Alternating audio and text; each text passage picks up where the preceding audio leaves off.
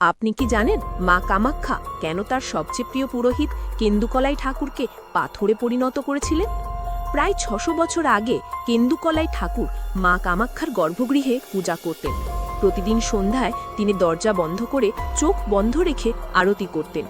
বলা হয় সেই সময় মা কামাখ্যা নিজেই গর্ভগৃহে এসে নৃত্য করতেন। পায়েলের ঝনঝন শব্দে বাতাস ভেসে যেত। কেন্দুকলায় কখনো চোখ খুলতেন না, কিন্তু মায়ের সেই সুরের ছন্দে তিনি মোহিত হতেন। একদিন কোচ বংশের রাজা নরনারায়ণ এই অদ্ভুত কাহিনী শুনলেন।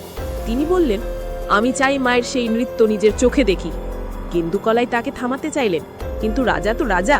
পরের দিন আরতির সময় রাজা মন্দিরের দেয়ালের এক ছোট ভাগ দিয়ে মাকে দেখতে লাগলেন। মাকে দেখার সাথে সাথেই তার দৃষ্টিশক্তি চলে গেল।